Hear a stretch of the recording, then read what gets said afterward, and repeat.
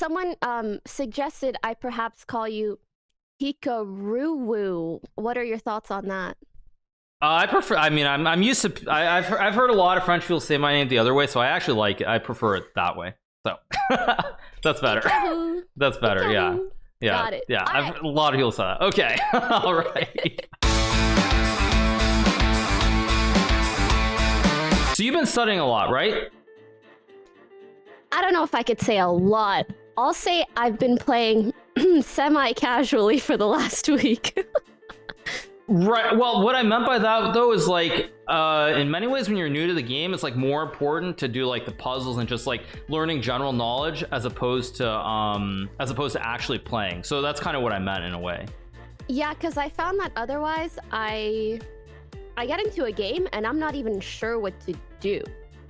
Because there's so many openings to know, there's like traps to avoid, and then there's knowing what to do mid to late game and how to attack the king. I feel like those are all things that I'm much less experienced with, so I'm just trying to build a good foundation. Right, so what I thought was a good way to start is to go over a couple of games as opposed to purely starting by playing and learning the opening, so you have some idea of like attacking and developing and having a plan. There's some, what I would say, model games I want to show you, and then like kind of go from there if that is okay. Sounds good. Okay, so first things first, when at the very start of the game in terms of openings, as I'm sure you're aware, normally you want to play in the center, right? Yep. So actually you see me highlighting the squares, right? Yeah. Okay, so normally like these 4 squares are probably the most important squares in the entire board. And you want to put a pawn in the center. I watched a video that called them the super squares.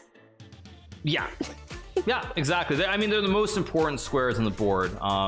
So you normally want to put pieces or pawns out on one of these 4 squares at the start. So, okay, so e4, e5. Now this is a very old game, by the way. It's a game from like almost 200 years ago. But a lot of the older games, they sort of you learn the basics because one player kind of understood what they were doing, the other player didn't understand as much. So they become model games where you can learn a lot about how to develop.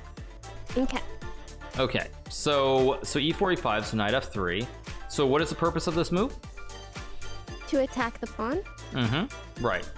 So black develops. And to develop. Yeah. Right, so it's sort of... If I could ask real quick here. Sure. I feel like prior to this move, you essentially have 2 options, which is to defend your pawn or attack the enemy pawn. What is usually like the thought process in deciding which to do? Is it dependent on whether you move first? Is it dependent on the kind of game you're trying to play? So are you saying that this second move for white, is that what you're referring to? Yes, like whether you want to... You see my arrows, right? Yeah, I do. Yeah. Yeah, so whether you want to attack this pawn or whether you want to defend your pawn. Right, so that actually is stylistic. There are many different ways that you can... there are many different setups that you can apply. You can bring either knight out. But normally when you bring the knight out to defend your own pawn, it's so that if your opponent tries to develop their knight to attack your pawn, you actually can be very aggressive and play a move like this. This move probably doesn't make sense, I'm guessing. What do you mean? Well, so you want to develop at the start of the game, but do you see, is there a problem here? What's the obvious looking move for black?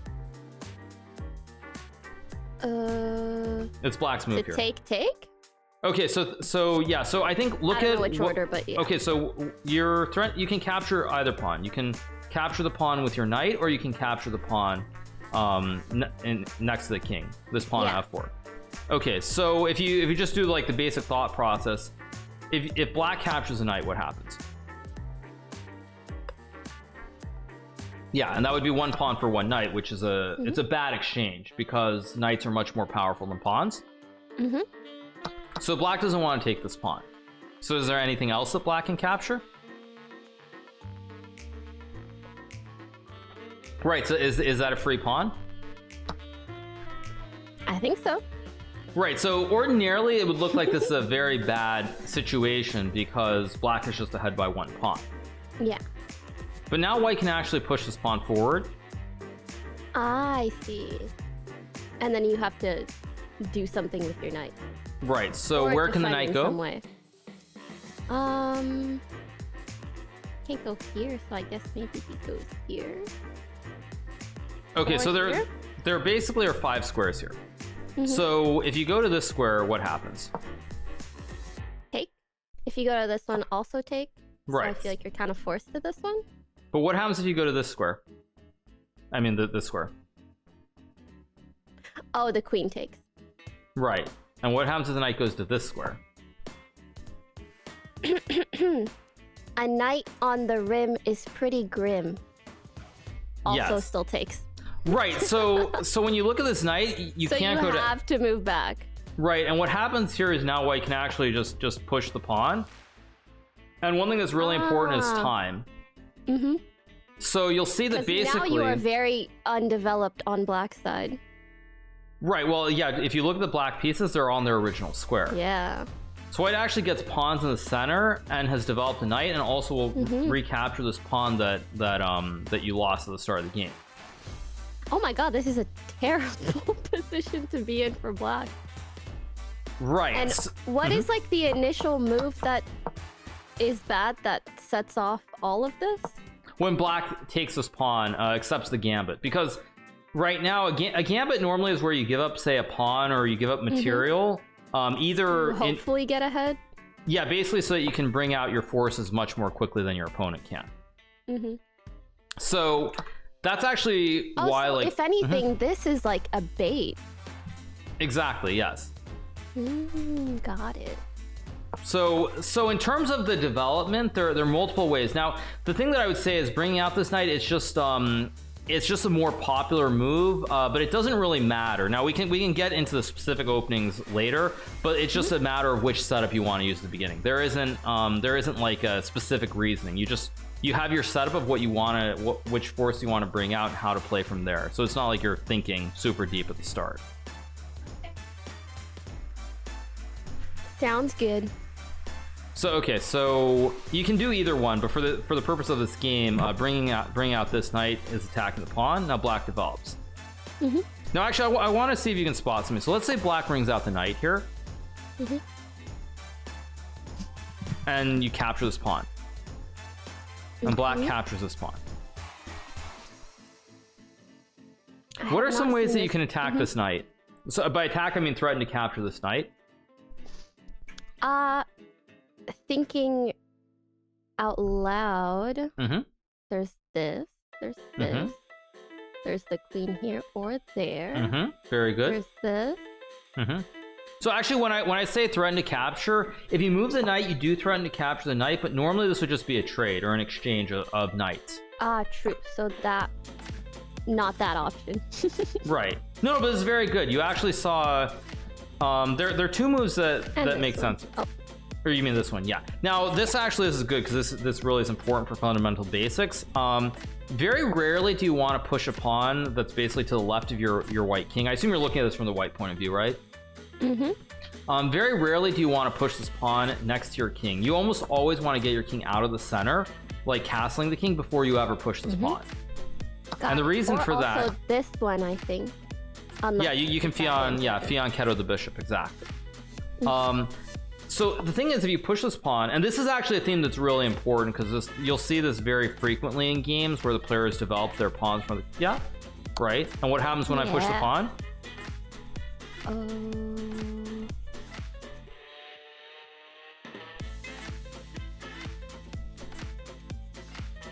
So if you move the queen away, I'm just going to capture your knight with my pawn. True. And I'm forced to move the queen. No, not necessarily. Well, I guess I could capture, but isn't that a bad trade? Well, actually, okay. They're both options are good. I see. But if I take your knight, first of all, you can take the rook. So you've given up one knight, and you get a rook in return, and a rook is worth much more than a knight. But then, secondly, you actually also can take this pawn and check. Right. So what is the only move for white here? So I move my king, and then what's your next move? As black? Yep.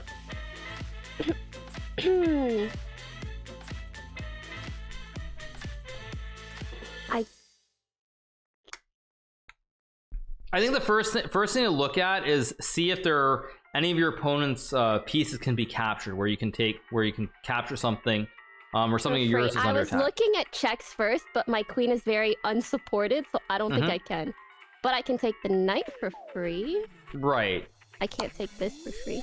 So when you look at this, you're actually ahead by 2 pawns. Black is 7 pawns, white is 5 pawns. And this is a great exchange. You gave your knight, but you got a knight and 2 pawns in return for it. True. So this is a theme you should actually try to remember, is if there are opportunities where your opponent pushes a pawn next to their king and they try to block like this. That's good for you. Right, is that always be aware of these ideas where you can capture, and when white recaptures, you win a rook in the corner. Really, really important. I think one of the things that I am not as used to visualizing is definitely knight captures. So that one I'm a bit slower to see. No, but that's good though that you saw. You want to be aware of these ideas, because do you know what this is called? This idea where if I capture, I lose the queen. I mean, isn't your pawn essentially pinned? Correct. Yeah, exactly. The pawn is pinned, so when I capture the knight, you take the rook. So that's very good. Pin. By the way, okay, question. You mentioned a couple of things for me to look into, and you said both forks and double attacks. Are they not the same thing? They can be the same thing. Normally, a fork is where you're going to win, like get a material advantage, whereas a double attack, normally, you're not always going to end up winning material. But you are right. They can be the same thing. You're absolutely right. They can be the same thing. Because that was very confusing to me. I was arguing with a friend about this. I'm like, why would they have 2 terms for the same thing? But it makes sense that a fork is where you know you're going to trade as the next move, whereas a double attack is just... Right, normally a fork is going to occur with pawns. It's normally going to be with a pawn, whereas a double attack can occur with like a rook or a queen or any of the major forces that you have, like a queen, a rook, or bishop, or a knight. Okay. So anyway, back to the basic here. Like, you very rarely want to push a pawn next to your king, but always be aware of these ideas where you can bring a queen out and make a check if your opponent pushes a pawn next to their king. Yeah. Okay, so the move that a lot of scholars, mate. That's one of the ways I've won my only 2 victories in chess. So, okay, so in this position, there are 2 moves that I want to point out. So let's say white moves the queen here. Does this look like a good move? Let me think it through. If I take...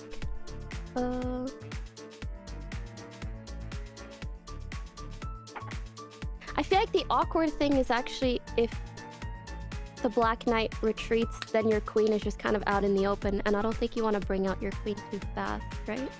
Normally that's true, but I would also say that don't worry so much about that specifically in this situation, because look at what's happening here. Do you see what the threat is? This is actually double attack. I was trying to look for that, but it's on this. And I mean, you're not gonna take this. I don't. Oh wait, you can, because your knight supports it. Correct. So, like, for example, if I push my pawn to support my knight, you can just take. Yeah, and this is just checkmate, because the knight is protecting the queen. The king can't actually move anywhere.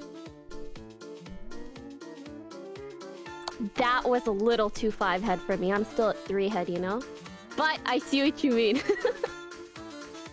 So I think I'm much more used to the bishop one. Yeah. Right. I think it's very rare to get a checkmate with the queen. I'm actually going to show you another pattern later where you get like a similar pattern. Normally when you try to checkmate with the knight, I'll just make some random moves. Just don't worry about trying to understand the moves that I'm going to play, but I'm just going to set up a position, for example. So when you try to use a queen and a knight to attack, almost always it's going to be towards this pawn on h7, this pawn next to the king after black is castled. So if you're thinking about like a queen and a knight trying to use these two pieces, it's almost always going to be something like this. Okay. Like or usually something this like position, this. and usually when they're side by side ish. Right. So try to keep this in mind, because I'm going to show you something later that is related to this. And I want to see if you can put 2 and 2 together. Wait, what was the second variation that you just showed? Well, I was saying that when you get a That knight is in here and a here? queen here, normally it's to put pressure on these 2 pawns. These 2, because your knight is attacking both the pawns and your queen also is. Okay. So keep this in mind for later, because if you get this position, this is actually another checkmate. The king cannot move. It's been P-POG'd. Noted. Exactly. Yep. Exactly. So I would say, like, when you're trying to think about like the knight and the queen, for example, most of the time it's going to be in the corner of the board when you're trying to make a checkmate. Got it. So okay, and then the other thing that I want to say is, I think I saw one of your games the other day. So just ignore I've these only moves. played like one game, but go Right, on. but you had this position in the game the other day where you had the black pieces. So white is actually attacking this pawn with the knight and the bishop.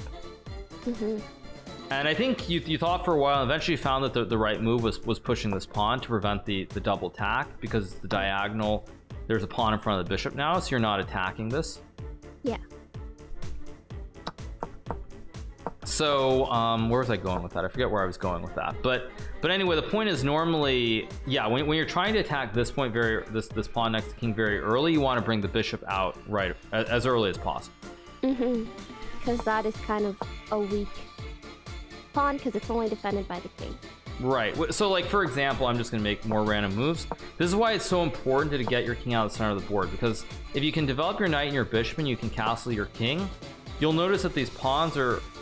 This actually, you should think about the structure with these 3 pawns in front of the king, because it's very important. You have this knight that's protecting the pawn, and you have this rook that's protecting the pawn here.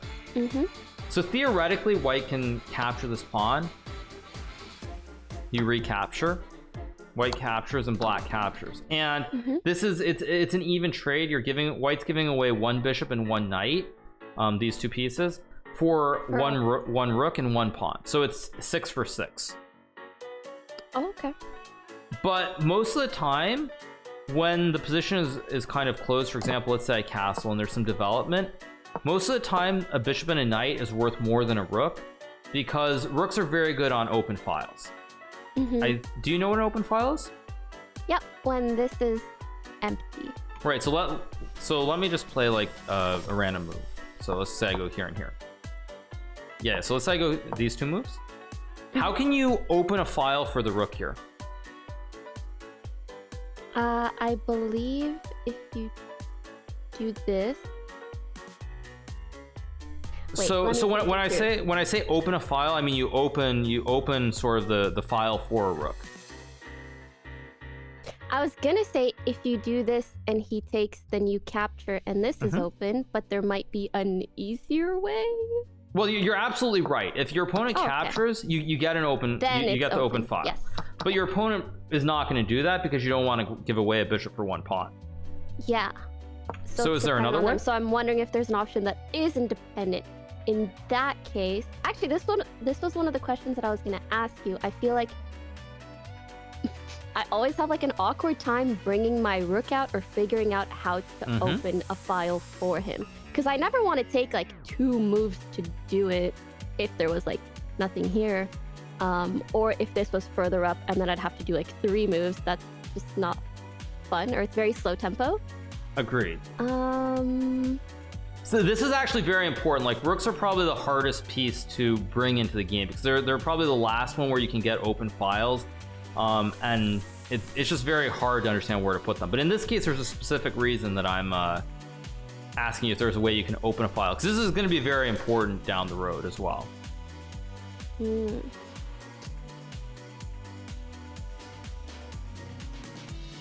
I'm thinking whether you this.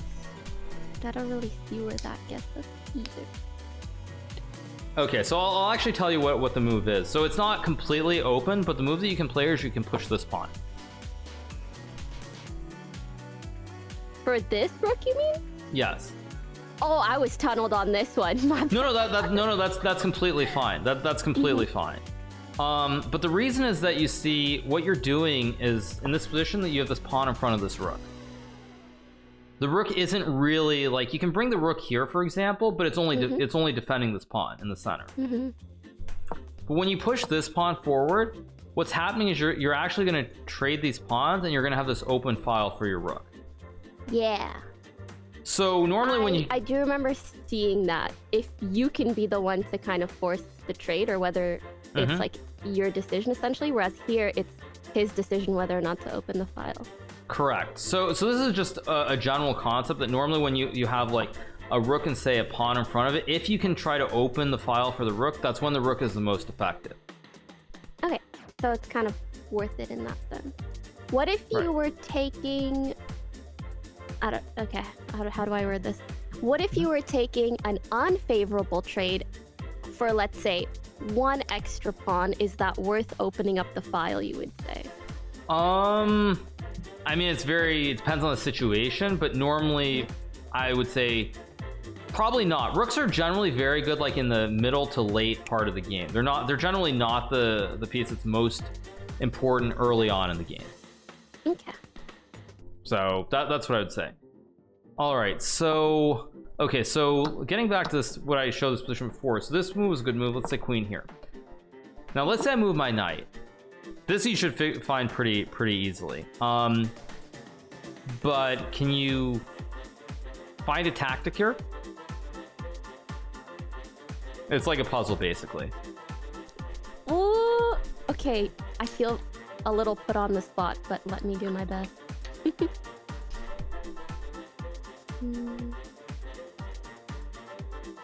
I know that. Do you want me to think out loud or just like give you an answer? Okay. I think it's good to think out loud. Yeah.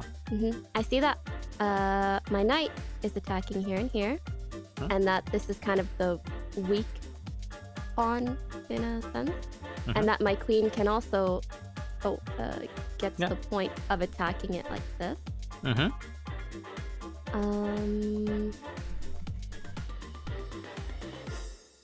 So just look at the black king here. Oh, also if I move my knight, I have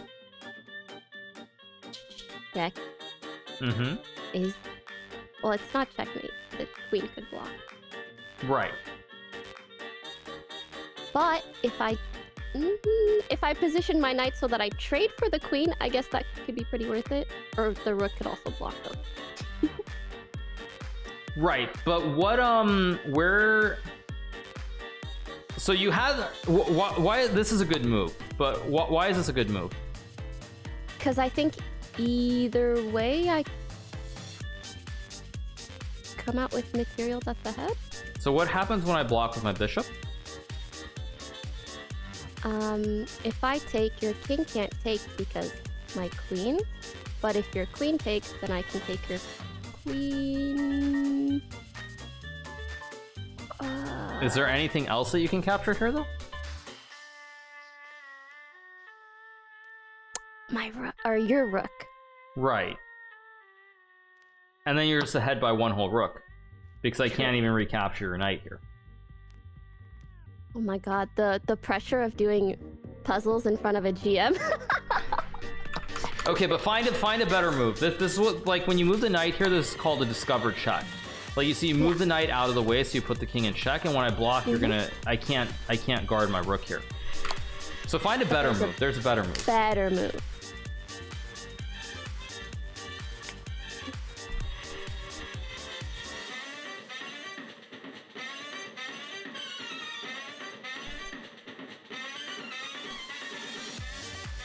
Oh, again, thinking out loud, I'm just working through different things my pieces can do. So, like, if I were to take somewhere and then force one of your pieces out, essentially, or if I'm just looking for a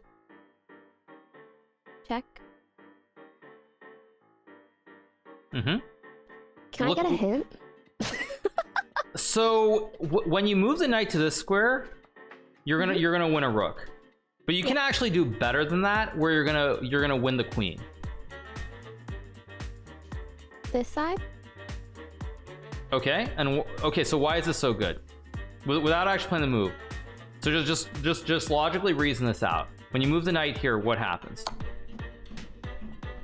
I'm attacking the queen, but I also have you in check, so you have to block somehow. Right, and how can I block? This or this, but you'll probably choose the bishop, and then I grab the queen. Right, so no matter how I block with my bishop or my queen, you're going to recapture this queen on the next move. So you actually are going to end up winning a queen for one knight, and you're very far ahead. True. So, okay, that makes sense. So this is just a basic theme. Now it won't happen most of the time, but it's just something to be aware of. Is that these discover checks where you can use like a queen or use a bishop are really, really important. Okay. So let's say black defends this pawn on move 2 with the knight. So now both players are going to develop. I'm not going to get into the openings right now because I think it's better just like get some basic understanding first. The moves aren't really super important, but when white goes bishop here, if you just try to think about developing pieces or attacking and defending, let's just say I push my pawn here. Can you end up ahead in material here if you do an exchange?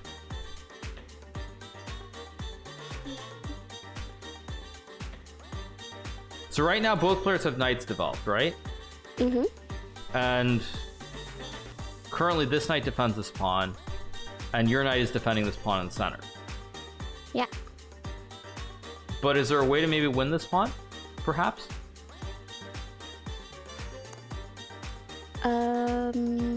I see that I am attacking kind of the defender of this pawn. So if I take and then take here, but I will lose my... Well, it's an even trade, though. You're giving up a bishop for one knight. So bishops and knights essentially have the same value. Are the same, yeah. They're both 3. So when you take, and I just recapture... Then I capture? Right, and you're ahead by 1. You're just up a pawn in center.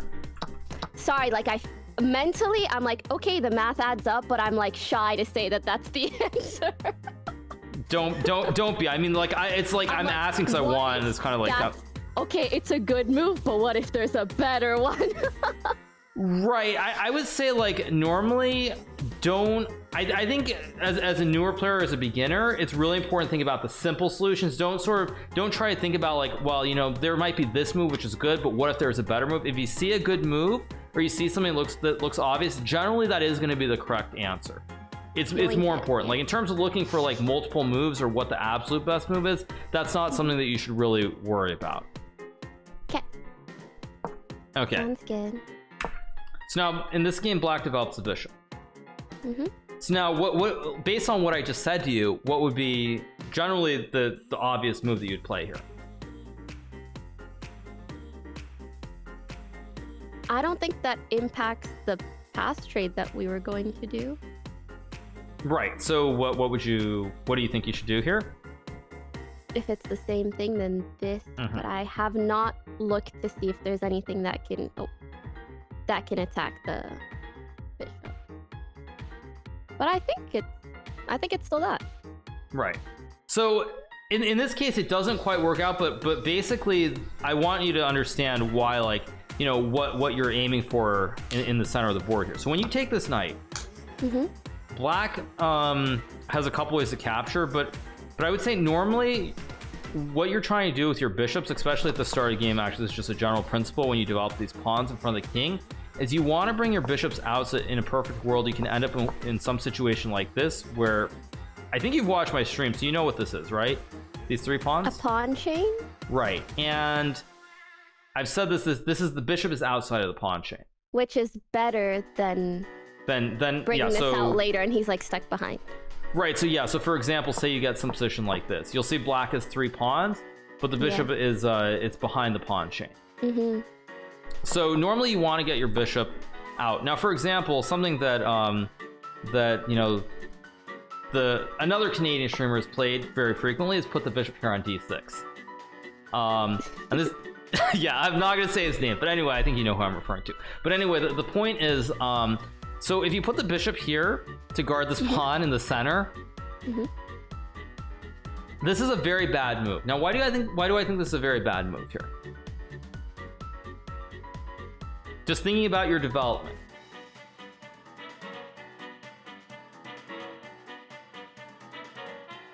Okay, let me do this from the white side, actually, since you're looking at it from the white side. Let's say I put my bishop here, and I'm just going to play some normal moves.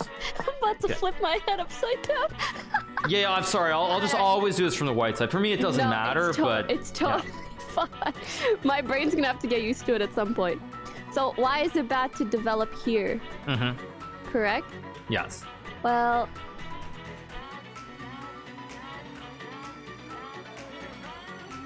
Because... Right, so I'm actually not looking for like some big attack that your opponent, some strategy your opponent can come up with. I just want you to think about blocking this pawn. Right, and why is that so important? You're also blocking this pawn, or sorry, this bishop. Exactly. Not really much development in the center at all. Right. So the problem is if you put a bishop here, this bishop is never really coming into the game. Yeah, you're pause champing like 3 pieces. It's quite rude. Exactly. Yeah, perfect. So that's why you almost never, you almost always, what you want to do is you want to bring a bishop out and then create this pawn chain, because when we go into this game, let's say white pushes the pawn, you see how this bishop, it's outside of this pawn chain, this light square bishop. But your other bishop can also be developed on this diagonal as well.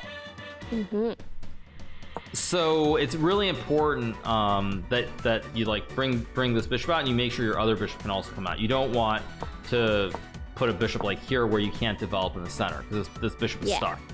And now these 3 pieces are not really going to come into the game quickly. Okay, so right, so as I was pointing out, so let's say, getting back to this position, let's say white captures here. Which way would make sense for black to capture?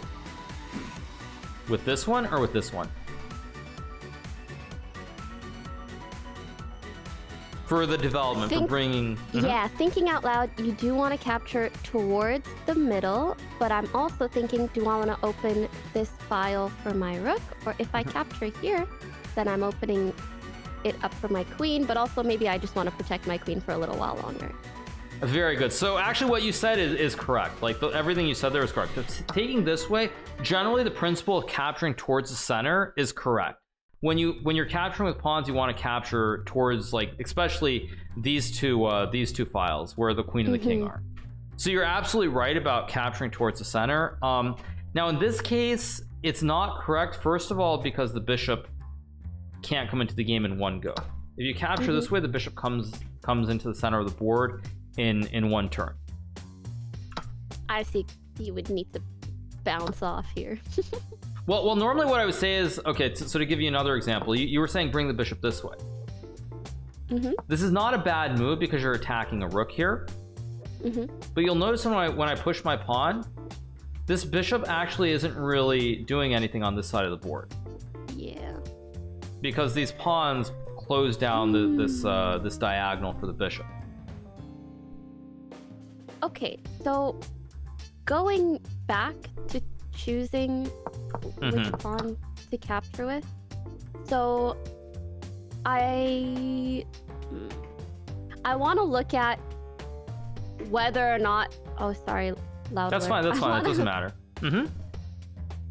I mean, I can do this the other way. I can do this also from the white side. I'll just make some random moves. I think I'm just trying to figure out like how to prioritize things. Like, do I prioritize opening a file for my rook? Do I prioritize attacking towards their king? There's so many things to look at.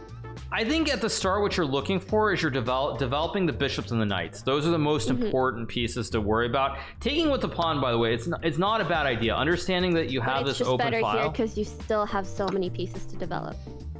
Right. So let me use another example. Let's say you get to some position. Let me just make some random moves. Don't worry about the moves. You don't need to understand them. Let's say you get to this position. Yeah. So what is this? I'm a pin. Correct. And so let's say I'm just going to make a random move. I'm just going to move my bishop back. How do you put even more pressure on this knight here and take advantage of having this pin? Because I can't move the knight without losing my queen. Yeah. I think...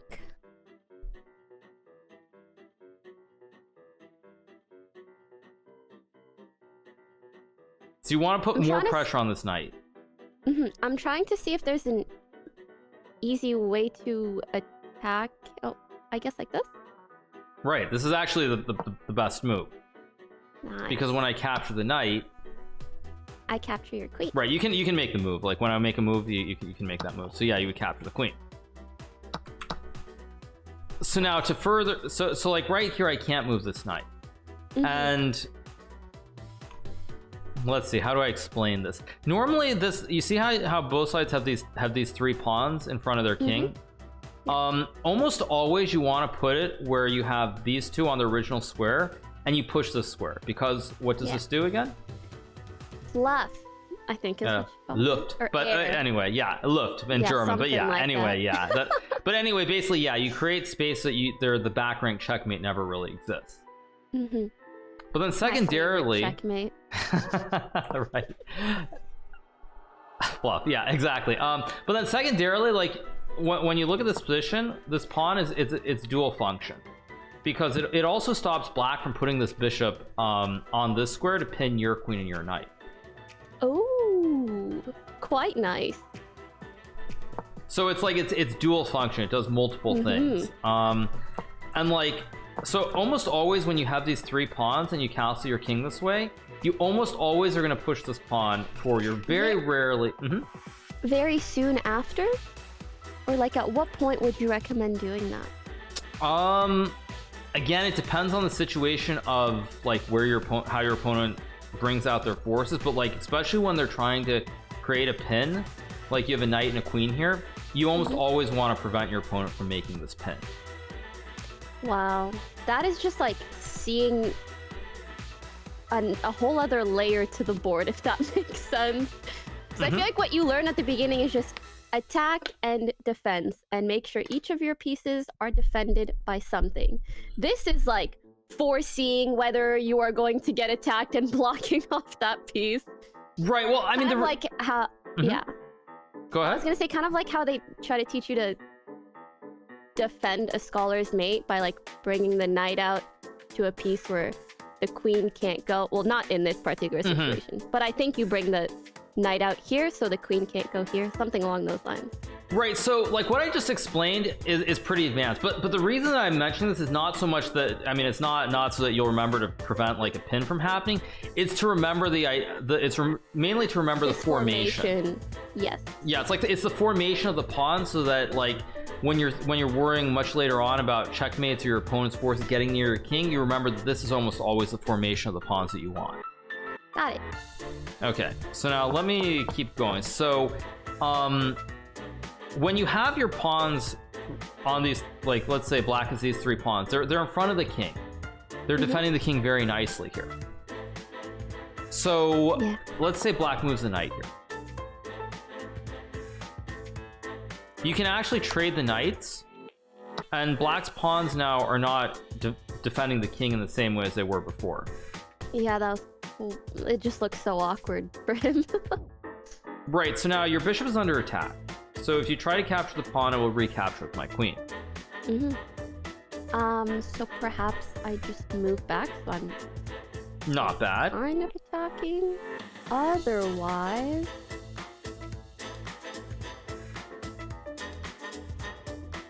I could move here to attack the rook. Yeah, this is. I don't think I'm capturable by anything. No, but one thing you want to think about is when your opponent's king here is very open, there are no forces around it. Like right now, you see how there's nothing really defending the king. Like the pawns are here, the rook is under attack. But if you go back to like say way back here, you see how all these pawns are in front of the king. The queen is guarding the knight. The knight kind of guards some of the squares around the king side as well. When you look at this position, there really is nothing defending the king. So this is where I'm going to talk about visualization. So if you wanted to try to create a checkmate towards the king using the bishop and the queen here, where would you like to put the queen? Right. Yeah. So how would you try to get your queen to this square, perhaps? I think this. Very good. Now, in this case, it doesn't quite work because there's a bishop guarding the square. True. So a logical move. Block the bishop. How would you try to get the queen to the square? How would you try to get the queen to the square?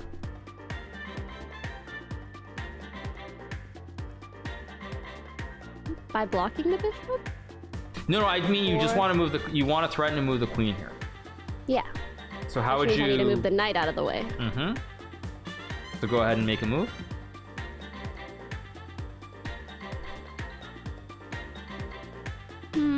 Where do I want to move him?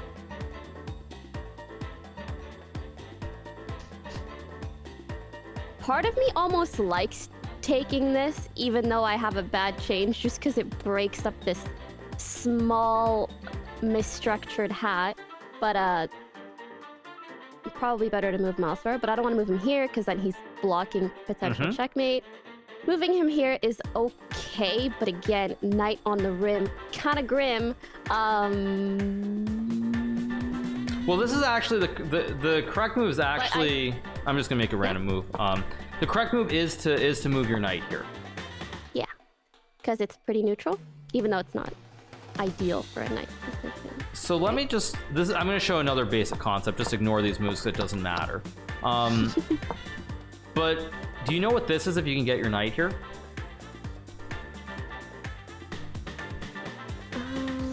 Do you know the term? I'm just wondering if you know this term.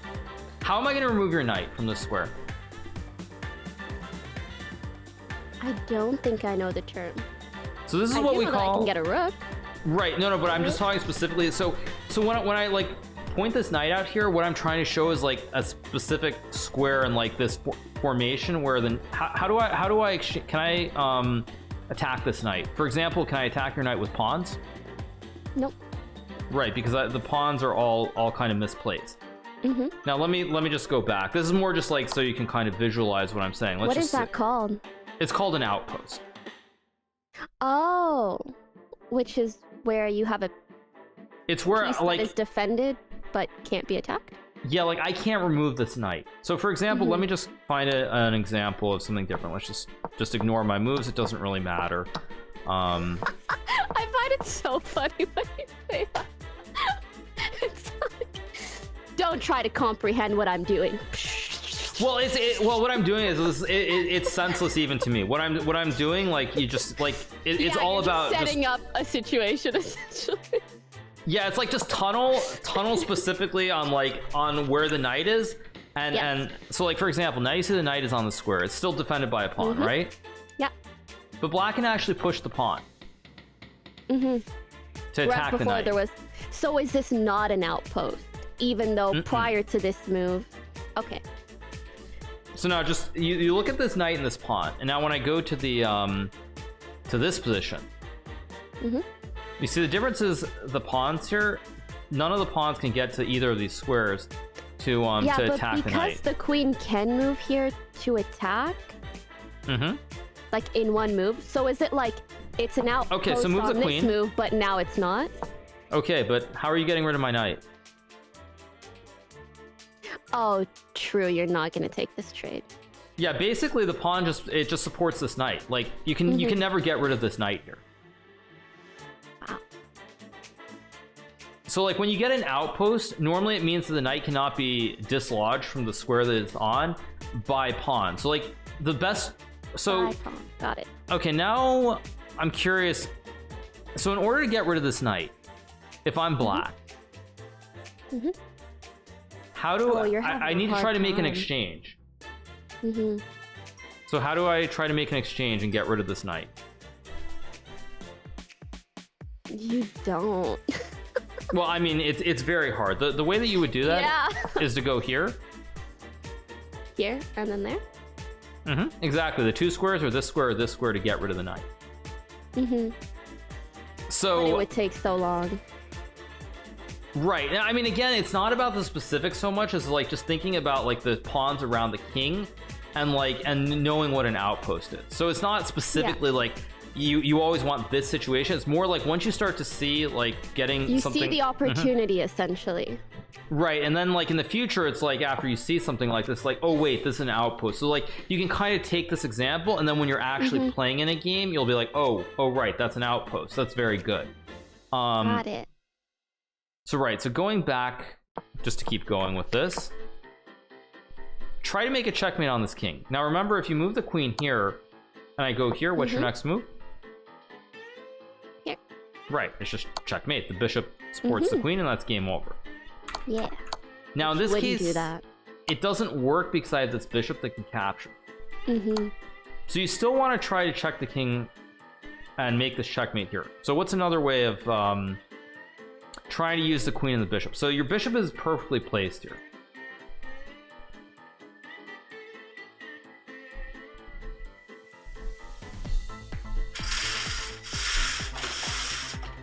I'll just think out loud. Yeah, sure. I was looking at like blocking this. Very good. You take, I take, and then I have the diagonal to attack. Very, very good. So if this occurs, now just to keep going forward, you're threatening checkmate in 2 moves, moving the queen and moving, and then moving it down. Yeah. So if I'm black, how do I stop the checkmate? Because you're just gonna go 1-2, end of the game. Yep.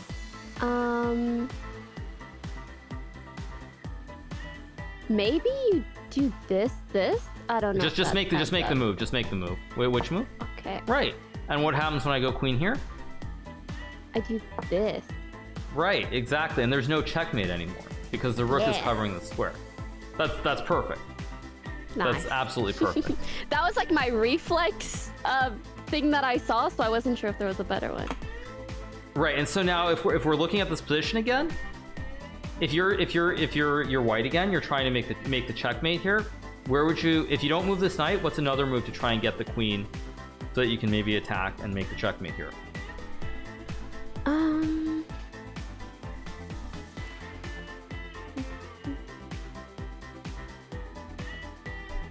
Oddly enough, now I'm just like fixated on this rook and wanting to take it. Right. No, I mean, again, like what I'm showing you, it's I'm looking for an idea. So like kind of ignore the specific calculation. Think about the concept.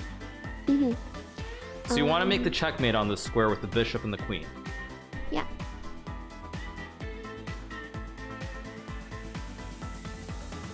There's also this, but if you take, I don't have anything to capture back. Exactly. So that's not good.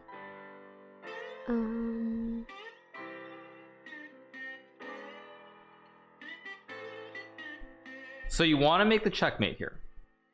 So you can't get the queen to this square because my bishop is covering the square. Yeah. You can't get the queen to this square because the pawn covers. So really, what's another square on this file that you can get the queen to, where you can create this checkmate on this square in front of the king?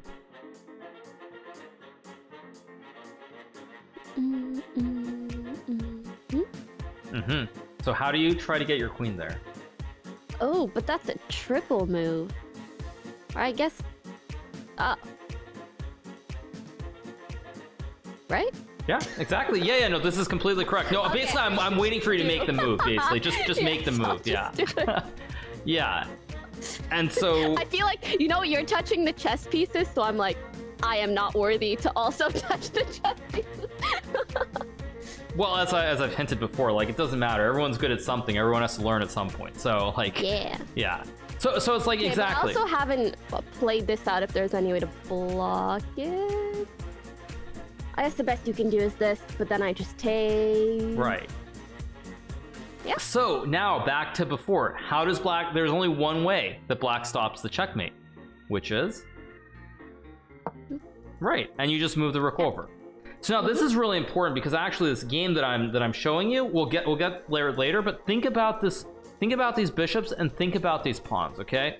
And how it's really bad when you don't have the pawns right next to each other, or you don't have like this formation of the 1, 2, 3, basically. Okay.